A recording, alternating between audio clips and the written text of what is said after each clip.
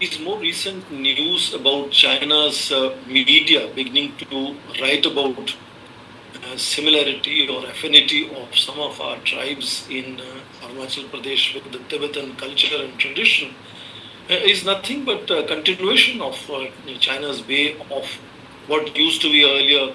cartographic and later, of course, nomenclature aggressions to now beginning to sort of present some of our people as part of their Tibetan tradition,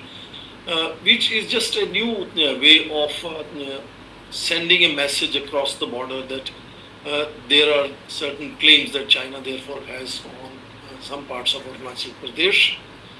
which is nothing new. I think that particularly is something we have to understand.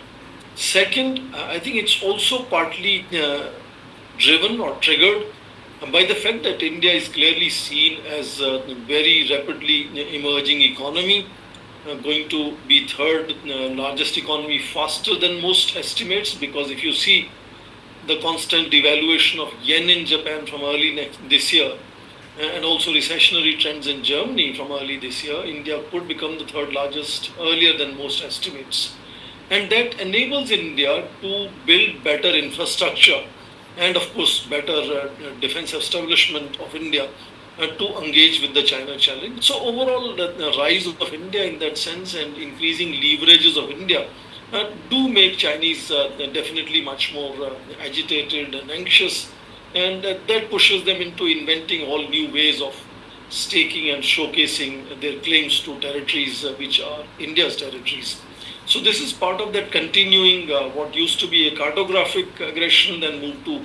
nomenclature aggression of China, repeatedly naming several parts of Arunachal Pradesh, giving them new names. In fact, there were also media reports in June this year that even India could be thinking of countering with the similar strategy of nomenclatures being used to describe several places in Tibet, mountains, rivers, and settlements by using their traditional names, which are not necessarily Chinese names. India has not done that so far, but India has its own cards to use if push comes to shove. And I think the fact that China increasingly understands India's capacity to stand against China is what makes them really desperate to use all sort of new ideas